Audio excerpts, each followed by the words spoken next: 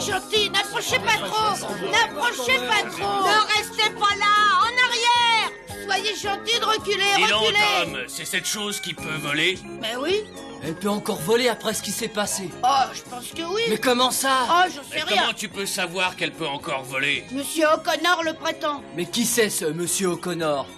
Mais celui qui se trouvait à bord du ballon, voyons. Il y avait quelqu'un à bord? Mais oui, il faut quelqu'un pour le diriger. D'Ivoire, ce jeune homme, il est gravement blessé. Oh non, c'est pas très grave. Eh bien, je pense que c'est bien fait pour lui. Il était puni par le bon Dieu. Mais pourquoi ça? Mais parce qu'il n'a pas apprécié qu'un homme commette le crime de voler dans le ciel. Le ciel n'est pas réservé au bon Dieu, les hommes peuvent y aller. N'oubliez pas qu'on est tous capables de nager dans une rivière ou de partir en bateau sur la mer. Alors si l'homme est libre de se promener sur la mer, il peut aller dans le ciel. Non, touche pas, s'il te plaît, touche pas ça, s'il te plaît. Oh, d'accord, Tom, d'accord. Dis-moi, tu as parlé toi aussi à l'homme qui se trouvait à bord? Ah oui? Alors il t'a sûrement expliqué pourquoi son ballon est tombé? Il a pas eu suffisamment de temps pour nous l'expliquer. Monsieur O'Connor était très pressé de partir en ville avec le shérif pour s'occuper de faire rapidement prendre son ballon. Et c'est lui-même qui nous a demandé d'empêcher le monde d'approcher de trop près.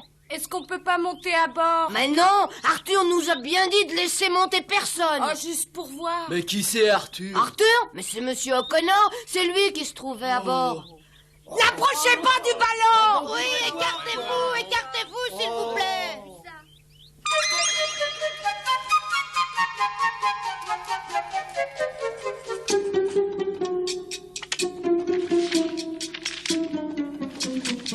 Voilà, ça y est. Alors, soyez assez aimable pour porter immédiatement ce pli aux services spéciaux de l'armée.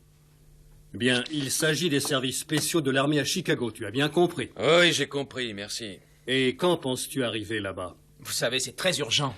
Oh, je sais pas trop, mais je peux vous assurer en tout cas que je dormirai pas. Bon, tu arriveras peut-être demain soir. Oh non, pas avant après-demain. Et le plus rapide, je crois, que c'est d'aller à Springfield pour attraper la diligence. Oui, je crois que tu as raison, ce sera le mieux comme ça. Vous n'avez pas d'autres messages, monsieur? Je ne pense pas. Ah, pardon, oui, peut-être. Je crois que là-bas, vous serez certainement amené au capitaine Bond et à ce cher professeur Matterson, les deux personnages qui sont responsables de mon expérience. Je ne leur explique pratiquement rien dans ma lettre, mais dites-leur bien que je leur apprendrai tout ce qu'ils veulent savoir de vive voix, dès qu'ils arriveront ici. Bon, très bien. Je crois que maintenant je peux partir. Et surtout, pas d'imprudence. Oh, encore un petit mot. Rassurez-les sur mon état de santé. D'ailleurs, ils comprendront que je vais bien, puisque je suis en état de leur écrire. Comptez sur moi, je leur expliquerai bien tout ça en détail. Mais la blessure que vous avez au front recommence à saigner. Ah, c'est vrai? Oh, Ah oui, vous devriez voir un docteur. oui. Bon, allez, j'y vais.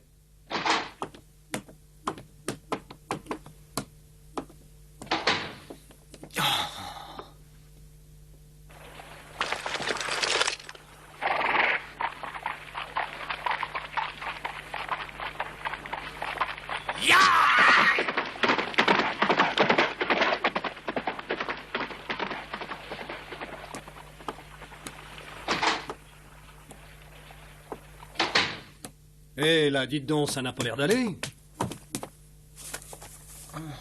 Oh non, c'est pas grave, ne vous inquiétez pas, c'est seulement un peu de fatigue. Oh, c'est beaucoup plus qu'un peu de fatigue. Vous êtes resté des heures en l'air dans votre ballon à lutter contre les éléments. Vous êtes certainement complètement épuisé. Oui, je pense que vous avez peut-être raison. Je suis resté bien longtemps dans ce ballon.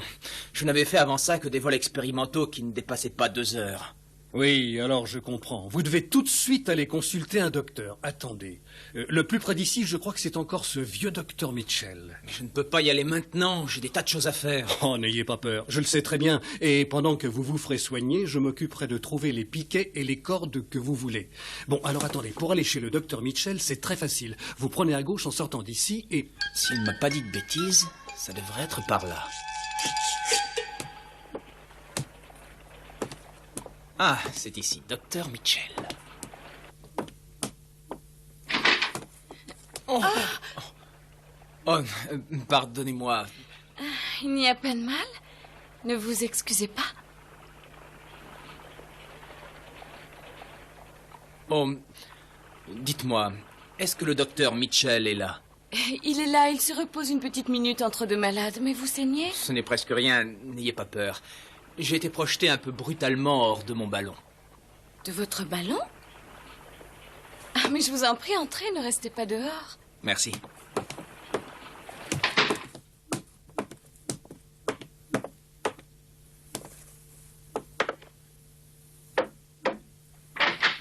Oui, Marie? Tu n'es pas allé voir le ballon? C'est incroyable, docteur, mais le jeune homme qui se trouvait tout à l'heure à bord du ballon est justement ici. Il est blessé. Bon, bah fais-le venir, s'il te plaît. Voulez-vous entrer? J'ai besoin de vos soins, docteur. Asseyez-vous là, s'il vous plaît. Oh, mais d'abord, il me faut vous apprendre une mauvaise nouvelle, docteur. Je n'ai pas le moindre argent sur moi. C'est pas bien grave. C'est à cause d'une mauvaise manœuvre, je me suis envolé dans le ciel ce matin. Oui, dans votre grand ballon. Ah, ça ne doit pas être une sensation désagréable. Bon, vous me réglerez mes honoraires en m'emmenant faire une promenade un jour avec vous, quand le ballon sera réparé. D'accord. Bon, maintenant, montrez-moi ça. Bien, je me suis cogné la tête contre un arbre quand j'ai été éjecté. Non, c'est pas bien grave, un simple bobo. Donne-moi le désinfectant, s'il te plaît. Oui.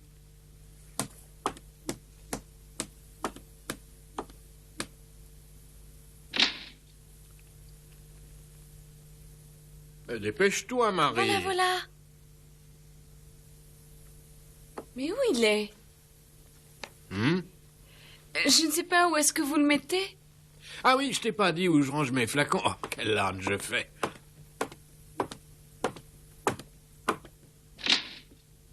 Tu vois, juste en face, tu t'en souviendras? Ah oui. Ça va vous piquer sans doute un petit peu, soyez sur vos Oh, gardes. mais je sais très bien ce que c'est. Ah, quelqu'un qui a le courage de monter dans le ciel ne craint pas la piqûre d'un désinfectant. Oh, oh, ça me brûle, mais c'est pas supportable. Aïe. Oui. Comment ça vous fait tellement mal? Ah oui, docteur. Et pourtant, croyez-moi, je ne suis pas douillé. Mais c'est pas normal. Oh, mais je comprends, c'est de l'alcool à peine dilué. Bravo, merci. Non, rassurez-vous, c'est douloureux, mais ça n'est pas dangereux. Et range ce flacon, Marie. Donne-moi celui qui est juste à côté, s'il te plaît. D'accord.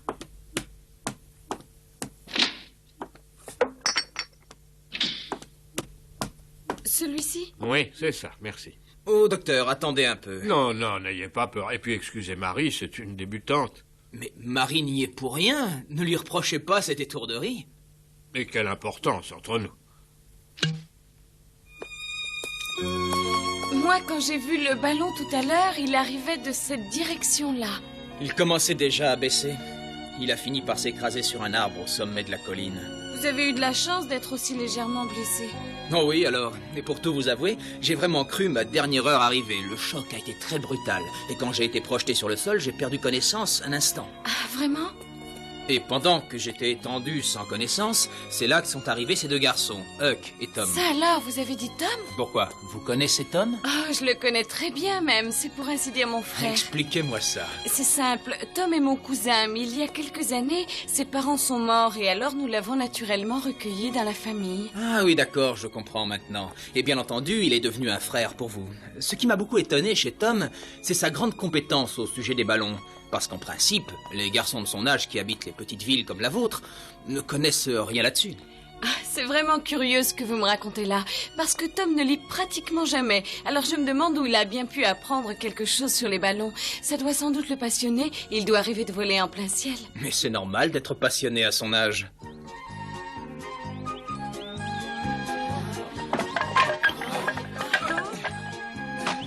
Bon, tout le monde a bien compris maintenant? Oui, on a compris, c'est facile, on n'est pas si bête. Ah, on commence pas. Vous êtes vraiment en plein sur la colline. Oui, mais j'ai tremblé rétrospectivement en me disant qu'avec moins de chance, j'aurais pu tomber au milieu du Mississippi. Ah, mais vous savez nager, non? Oh, ce n'était pas pour moi que je m'inquiétais, c'était seulement pour le ballon. Ce serait désolant de le perdre aussi bêtement, après tout le mal qu'il a fallu pour le construire. Ah, monsieur O'Connor. Bonjour, shérif, comment allez-vous? Très bien, Marie, merci. Je vous félicite, monsieur O'Connor, vous avez fait la connaissance de la plus jolie fille de la région. Ah non, shérif, ne plaisantez pas. Je vous laisse.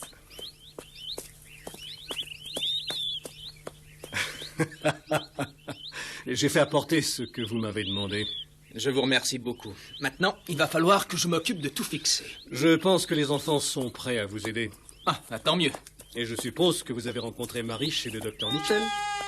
Oui, c'est exact. Quoi? Marie, mais je ne te crois pas. Mais si, je l'ai invité. Voyons, Marie, n'oublie pas qu'une jeune femme n'invite pas un homme à venir dîner la première fois qu'elle le voit. Tout le monde en ville voyait Arthur pour la première fois, et puis il vient de Chicago en ballon. Peut-être, mais tu n'étais pas obligé de l'inviter. La ville a un très bon hôtel. À l'hôtel, il lui aurait fallu payer, il n'a pas le moindre argent. Mais c'est de mieux en mieux. Le ballon s'est envolé par surprise au moment même où il l'examinait. Arthur est parti comme ça, sans prendre le minimum nécessaire pour le voyage.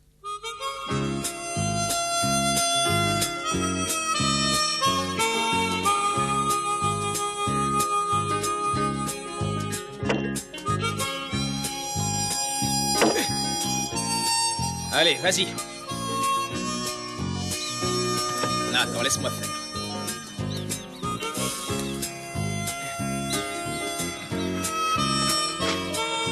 Voilà, je crois que maintenant, on peut tranquillement s'en aller. Ouais. Tout le monde a bien travaillé. Merci. Mon pauvre ballon ne risque plus de s'envoler. Dites-nous, Arthur, pourquoi est-ce que vous avez attaché le ballon comme ça par terre? Moi, je trouve que c'est dommage. Ça serait tellement plus beau de le laisser flotter, vous ne trouvez pas? Mais Tom, c'est absolument impossible. Tu as parfaitement raison, ce serait plus beau de le laisser flotter en l'air, mais ça, on ne peut pas. Ah non, pourquoi ça? Parce que l'air chaud qui gonflait l'enveloppe s'est trop refroidi depuis la chute. Mais comment est-ce que de l'air peut faire flotter quelque chose? Attends, je ne pense pas qu'on vous ait déjà fait étudier la physique en classe. Ah non, je sais pas ce que c'est. Et vous? Non plus. Bon, je vous demande de me croire sur parole pour le moment. Mais l'air chauffé se dilate et devient plus léger. Vous me suivez? L'air chauffé devient plus léger dans l'enveloppe, donc après... Ah ben oui, puisque le ballon est gonflé d'un air plus léger, forcément il monte. Ah ben moi, j'ai rien compris. Non, écoutez, je crois qu'on pourrait reparler de ça plus tard. Dites-moi, monsieur O'Connor. Je crois que vous avez terminé votre travail. Est-ce que vous voulez dîner avec moi ce soir? Oui, j'ai terminé grâce à l'aide des enfants. Je regrette, mais pour le dîner, je ne pourrai pas, shérif. On m'a déjà invité. Ah, tant pis, une autre fois alors.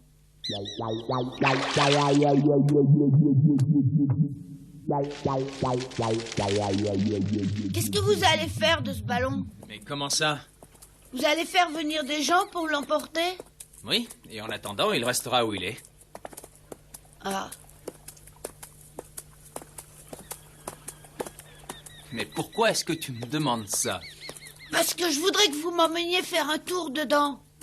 Mais c'est impossible. Comme je te l'ai déjà expliqué, maintenant l'air est froid. Oui, mais il suffit simplement de le chauffer, pas vrai? Oui, mais ça nous poserait quelques problèmes. Mais on peut essayer. Or, c'est ma meilleure occasion de monter dans un ballon. Je vous en prie, ne la gâchez pas. Arthur, emmenez-moi en ballon. Oui, je comprends très bien. Mais je pensais seulement que puisque vous étiez venu jusqu'ici en ballon, vous repartiriez ensuite de la même manière. Ah, malheureusement, madame, nous ne sommes pas encore capables de diriger nos ballons de manière vraiment efficace. Et ma présence ici n'est pas le fait de ma volonté. C'est seulement le vent qui a amené le ballon jusqu'ici. Oui, je comprends bien. Vous n'avez pas de gouvernail. C'est exactement ça, oui, madame. En l'état actuel des choses, les ballons ne peuvent pratiquement pas être dirigés. Oh, mais Arthur, vous pourriez essayer d'inventer un moyen? Eh bien, je peux bien t'avouer que pendant que je me trouvais en l'air dans mon ballon, j'ai bien réfléchi à cette question-là. Et je me suis livré à quelques expériences en manipulant mes cordes pour essayer d'influer sur ma direction dans les airs. Ah, je manque encore d'expérience pour bien contrôler mon ballon. Pourtant, je ne crois pas trop m'avancer en vous apprenant que mes efforts n'ont pas été inutiles. Et je commençais à me diriger un peu. Et le ballon a obéi? Oui, et si je me suis posé sur cette fameuse colline, ce n'est pas par hasard. Oh non, alors, mais pas du tout. Je ne voulais pas que le ballon puisse terminer dans le Mississippi. Je ne voulais pas le perdre stupidement. Alors, en apercevant la colline, je me suis arrangé pour m'y poser. Ah oui, mais comment? Je ne saurais pas l'expliquer moi-même. Mais attention, je n'ai pu que légèrement le diriger. Très légèrement. Alors, tu comprends bien qu'après ça, je dois examiner encore plus sérieusement la question. Oh, merci, Marie. J'aimerais bien monter dans un ballon qu'on peut manier comme on veut. Oh oui, ce serait bien. Ah oui, moi aussi. Mon maître, le professeur Matterson, finira bien par trouver un moyen. C'est lui qui a fabriqué ce ballon, alors? Je voudrais vous demander quelque chose, s'il vous plaît. Oui, vas-y. Vous savez pourquoi des ballons comme le vôtre intéressent l'armée? Alors là, tu m'en demandes trop, Sid. Non, je ne sais pas. Oui, c'est une question intéressante. On peut d'abord supposer qu'on les lâcherait pour observer de haut les troupes de l'adversaire. Oui, mais pour de bons tireurs, ça ferait des cibles faciles à atteindre et ils tomberaient tous par terre. Oui, tu as parfaitement raison. Il faudrait qu'ils montent très haut pour être hors d'atteinte. Oui, mais alors s'ils montent très haut, comment ils feront pour redescendre? Oh, ce n'est pas compliqué. Il suffit de lâcher simplement de l'air ou bien de le laisser un peu se refroidir. D'accord, mais si jamais ils tombent dans le... Tom, ça suffit. Laisse manger Monsieur O'Connor. Il ne peut pas avaler une bouchée. C'est mal élevé de ta part. Bon.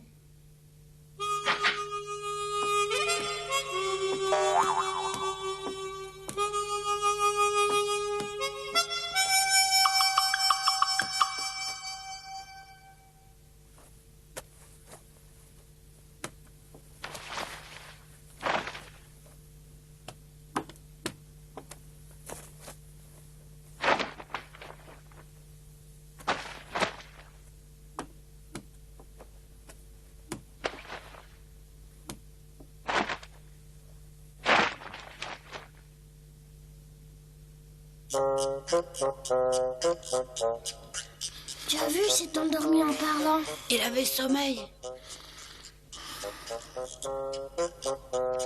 Est-ce qu'un homme comme lui a peur? Quoi? Tu penses qu'en plein ciel, dans son ballon, il peut avoir peur? Il a sûrement peur parce qu'il sait jamais très bien où il va arriver. Et en plus, n'oublie pas qu'il peut toujours y avoir un accident. Ouais, bien sûr. Mais moi, j'irai jamais dans un de ces ballons, tu sais. Ah, moi, j'aimerais bien y monter. J'aurais sûrement très peur, ça je le sais. J'aurais peur, mais je verrais la terre d'en haut, tu imagines?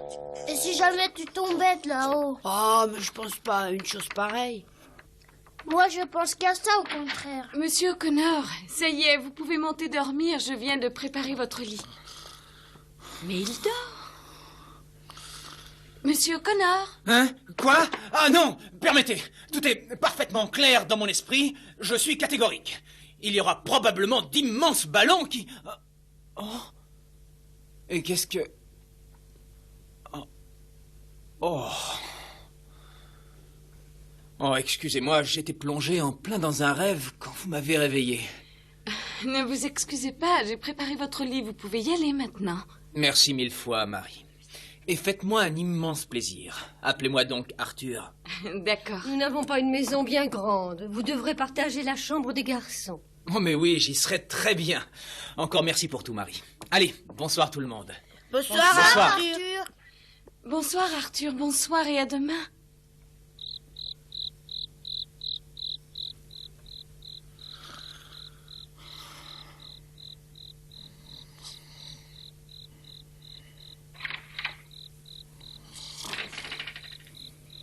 Il dort déjà, fais pas trop de bruit.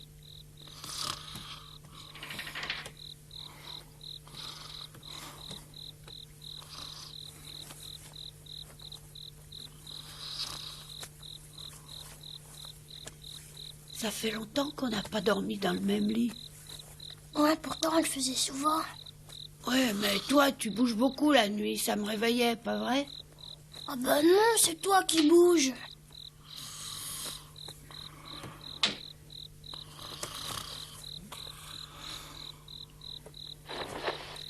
Bonsoir.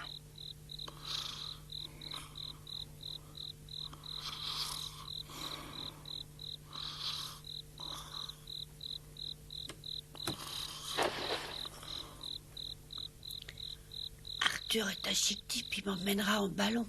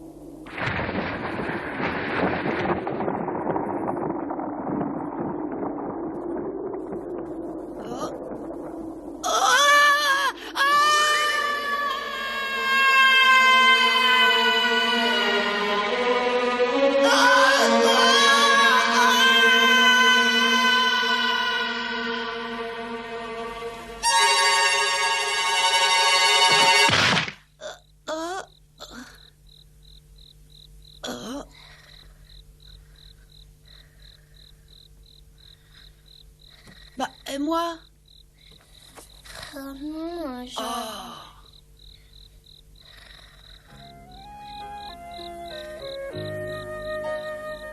Mon rêve s'était mal terminé.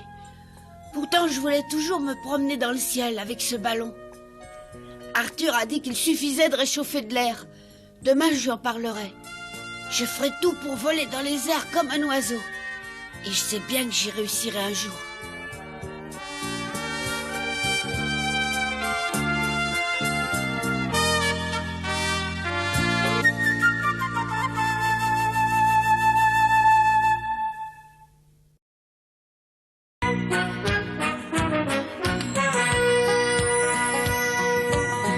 Comme trois pommes, Tom Sawyer est un joyeux garçon qui n'aime pas l'école et préfère pêcher les poissons. Il a fière allure, les pieds nus, il marche dans la vie, rêvant d'aventure sur les bords du Mississippi. Ses copains, c'est Huckleberry, Joe et Jim et le monde, la maison, c'est Sid et Mary et tante Polly qui gronde. C'est un cœur à prendre, Amy et Becky le savent bien. Un dur au cœur tendre, Huck, Mary et Becky Thatcher. Tante Polly et Joe Harper, c'est le petit monde de Tom Sawyer.